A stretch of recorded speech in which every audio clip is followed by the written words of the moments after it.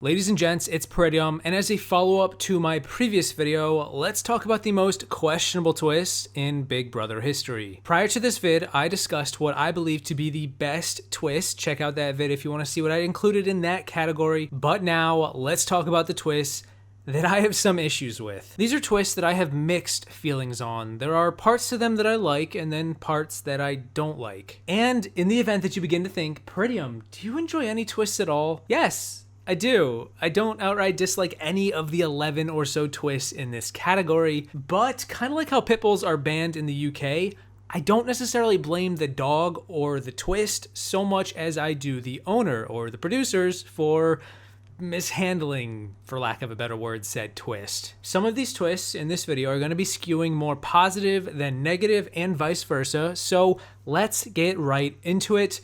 There's a lot to cover. The first twist that I want to talk about is the X Factor twist from Big Brother 4. This twist had 5 house guests play alongside their ex-girlfriends or boyfriends in the game. On paper and in execution, I actually don't have much of a problem with this twist. In fact, I actually really like it. The problem, however, is that 3 players in the game didn't have an ex to play alongside them. 10 of the 13 cast members were with their ex, but for some reason 3 weren't. Why?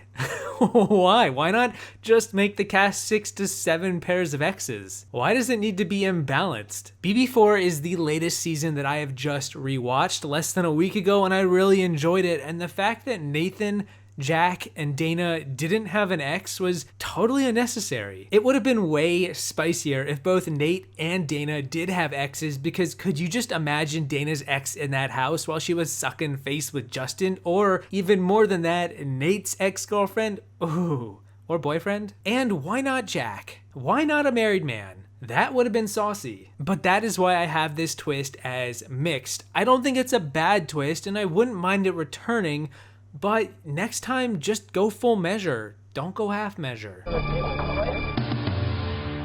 What's up, guys? Hello.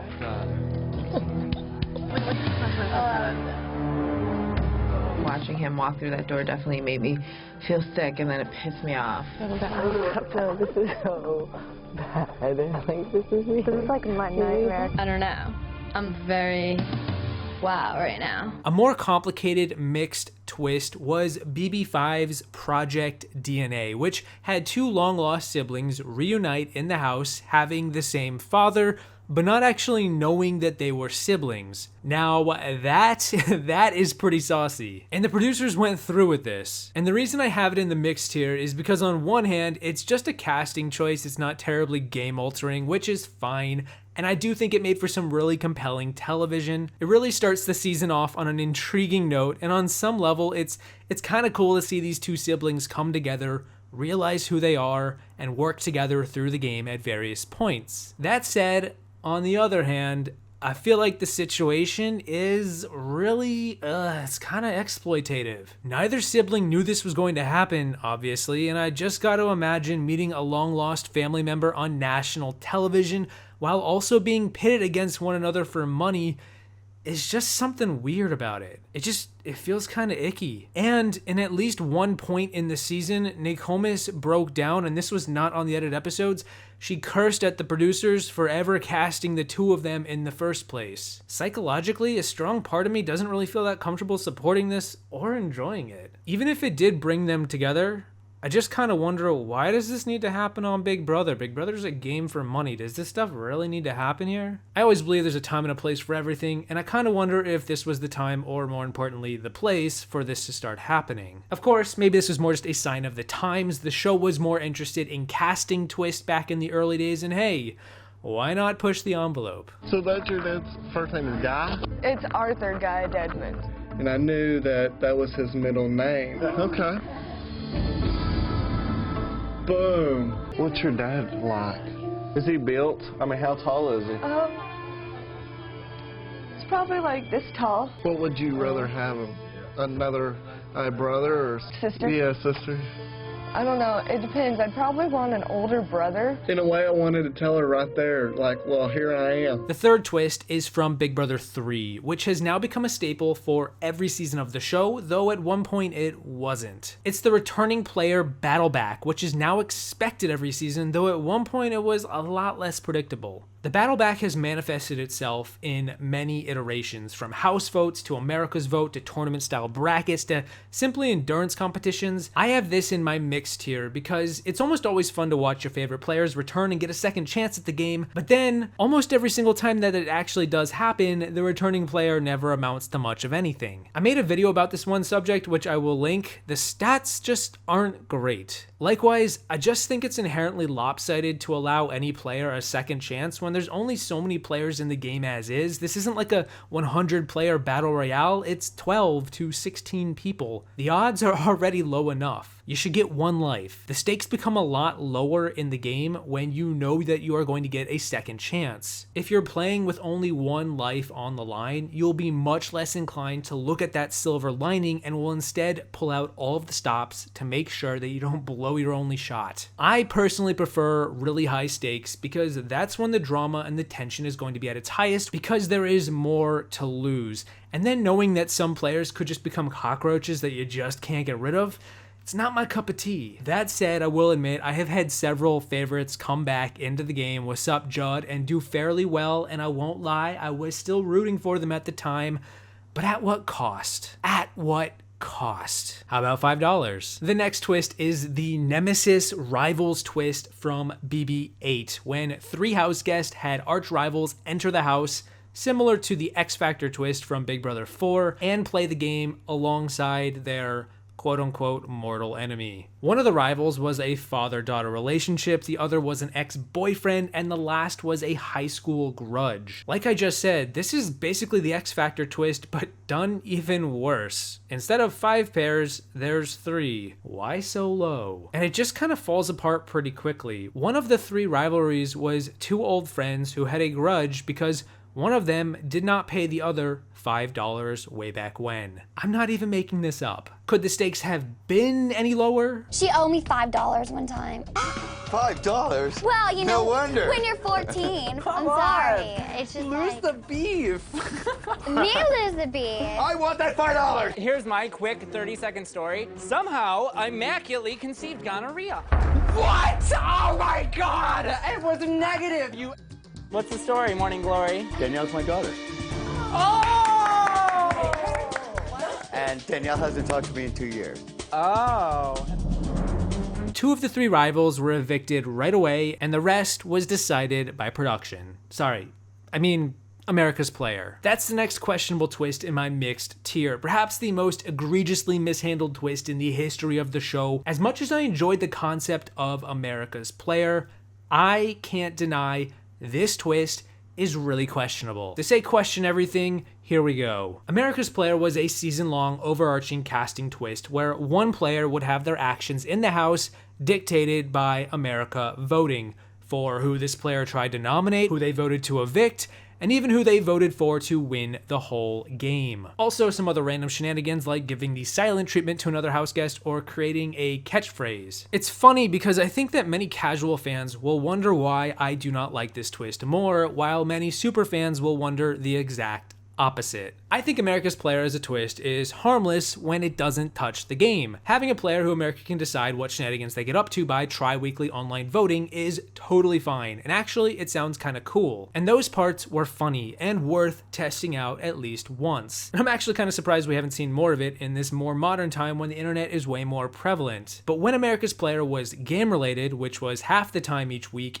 it just became too much. The integrity of the game was jeopardized from the get-go, and at many key points was very much dependent upon this twist. Instead of the game naturally playing out, it was heavy-handedly propped up by the edit and the storylines to decide which players the voting audience would support. I can't support a twist that ruins the state of the game on a near week-to-week basis, ruins the validity of the winner, and most of the outcomes that befell the gameplay after like week 2. Feel free to disagree, I know many of you will, but I am a big fan of the organic gameplay that comes with putting a bunch of strangers in the house and just letting them see what happens. I don't like asterisks next to my winner, And twists like these are the cause for them to exist in the first place. We have now had 2 definitive opportunities to get rid of them, and we could have wiped them out. We chose not to.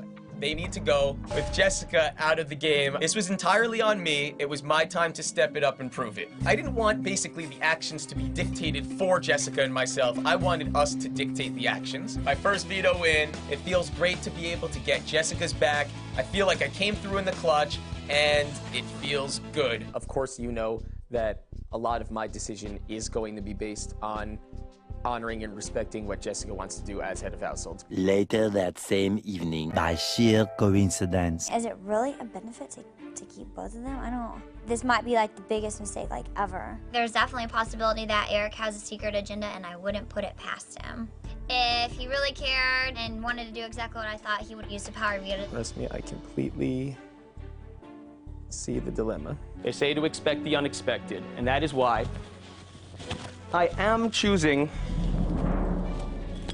to not use the power of veto this week. Speaking of asterisks, let's talk about Pandora's box. Oof, we're on a roll. One of the more popular omissions from my previous video, Pandora's box was a twist from Big Brother 11 to Big Brother 14, where the HOH could open a secret box to either win a reward or a punishment. If the HOH won a reward, the house would get punished and vice versa. For example, Brendan opened the box in Big Brother 12 and won a spa retreat, but in turn, he also unleashed Rachel Riley, his girlfriend, onto the house to torment everyone for 24 hours. I've always wanted to open Pandora's box. Congratulations. In just a moment, you will be whisked away to a private mansion in Malibu for a 24-hour vacation from the game. Enjoy the rest and relaxation while it lasts. I can't believe I get to see Rachel. Ha ha ha! I'm back, bitches!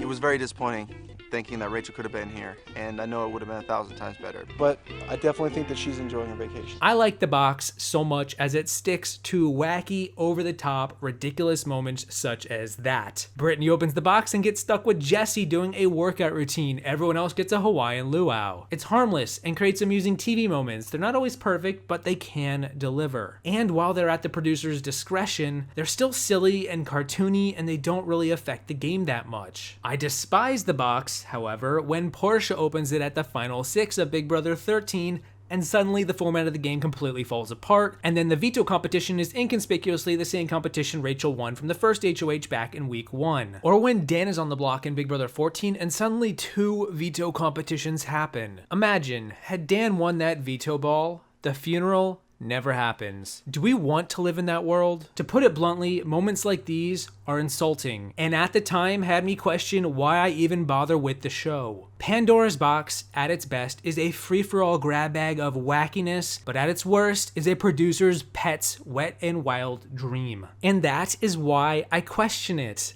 a lot. But bygones can be bygones, and kind of like my neighbor's pet pit bull, I hope to never see it again. We had the coaches twist from BB14, which was basically Fantasy Big Brother on top of the regular game of Big Brother. 4 returning players came back as coaches to draft their own team of new players. If one of the coaches' players won this season, that coach would win a bunch of money. In fact, it's actually kind of like Camp Comeback with returning players. Or it's basically fantasy football. And as a wild concept, I appreciate the producers taking a big swing to make this attempt mix up the formula. I'd always wondered what the game would be like if a separate game of Big Brother was happening at the same time as the regular one, and then they would somehow merge together at the halfway point or whatever, like 2 houses at once. This twist is basically that, and I think the 4 returning players were all really strong choices. I loved all 4 picks for various reasons, and it was an absolute pleasure being able to watch several legends on the live feeds get to play the game one more time. That said, while I love this twist as a concept, and even to some extent in its early execution, it was all basically a ploy to give the 4 coaches a few weeks of safety before they enter the proper game. Great. Me and America have a great relationship, and I think they know what I'm going to do. Boogie, if you would like to accept America's offer, please hit the reset button. No thanks, America. I'm good. Time to get dirty, punch it in. Let's go. Team America, Big Brother 16, was basically a 3 to technically 4-man/woman America's player, where America voted for a secret alliance to come together and pull off random stunts in the house all season. At first, I was cool with this twist, a little annoying. It basically forced an alliance to come together, but it was harmless and not affecting the game that much. But then it did start to affect the game when it asked Team America to target players for certain reasons and vote certain ways. And I was like, no thanks. A less harmful America's player, it's been done before and to greater effect, so what are we doing? We had the laughable BB Takeover from Big Brother 17, which was basically cross-promotion for The Amazing Race or the NFL or Kathy Griffin. A prominent figure from each show would pop up and unleash a random twist on the house, such as 2 Amazing Racers joining the cast or Rob Gronkowski making everyone have a party over and over again all week. This was supposed to be like this season-long twist, or so I had thought, but then it just randomly disappeared as quickly as it started after week 3, and yeah, what? It also had game implications during week 2 randomly when Day was able to cancel 3 eviction votes. Again, it's harmless in concept, probably had some potential if it kept going, but just whatever, not a big fan, I guess. In Big Brother 18 and Big Brother Over the Top, we had America's care package, basically paradropping in twists from the sky like a banner plane from yesteryear. Finally, those pesky drones have met their match. Can't beat 'em? Join 'em. For 5 weeks, America voted for who to give a care package to, but this time a player could only ever get 1 package, so it wasn't broken enough where the same person could keep on winning them. Special delivery! Everyone head to the backyard! I said special delivery! Everyone head to the backyard! Right now! Some of the gifts were kind of cool, like a never not pass, never be a have not, or just straight up cash. Other times, however, they were a little bit more dicey, such as gifting safety to one player all because America liked them, or getting to be co-HOH, again, just because America liked them the most out of what was left. I don't really care for game-altering powers, you guys know this, and this was never more apparent than in BBOTT, when every single care package was just as bad as the worst of BB18, if not way worse. While the powers were predetermined, it didn't really feel that dicey as far as convenience goes. I still find the entire twist too overly random and unearned. But I would rather gift my favorite players extra quality of life improvements while living in the house over broken powers, and I guess since that's kinda possible with this twist is gonna go in the mixed tier. Bam! Natalie gets knocked out with the package. Literally. How do you open it? Just yank it open. Yeah, there you go. Yes! Relax. Last but not least, we're already at the end, we get the temptation competition from Big Brother 19. Remember that short stint? It's the same twist that brought Paul back into the game in week 1, and then gave Mark safety twice as well as Cody once from being evicted in the middle of the season. The temptation competition was a twist that was opt-in, and if you choose to play and you won the competition, you would get safety for the week, but if you lost, you would become the 3rd nominee. Well, technically the 1st nominee, but whatever. Oh, and of course, if it's week 1 and you're Paul, then you get to hand out bracelets to everyone because, hey, friendship. What I like from this twist is that it was opt-in, or at least not the week 1 version, and you don't have to go for it. There's some risk and some reward. It's harmless if you avoid it, but perhaps your target is going for safety. Suddenly you need to combat that. And we saw elements of this during the few weeks that it existed, but on the flip side, I also think that the twist wasn't all that great because it just kind of felt like a weird waste of time. I have mixed feelings on the fact that at one point the optimal strategy was for Cody to throw this competition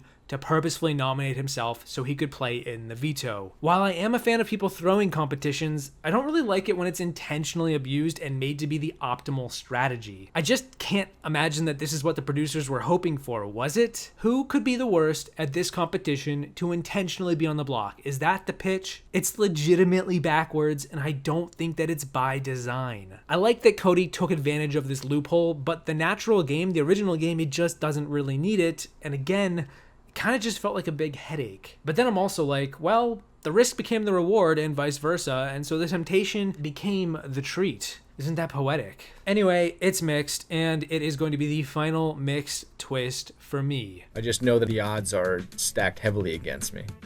My strategy is to try and get last place, be the third nominee, and be guaranteed to play in the veto. So at this point in the competition, it is essentially up to me to outsuck Cody. Sorry, Matt, with the score of 0, you come in last place. So I successfully lose. I am going up on the block as the special third nominee, and I could not be happier about it. And as you can imagine, there are a lot of other twists that I haven't gotten around to talking about, and that's because I still have one more video in the pipeline in the coming weeks, maybe not next week, but maybe after that, where I will be discussing many of what I believe to be the worst twists in Big Brother history. For now, these are just the most questionable, but let me know what you thought about many of them. Love them?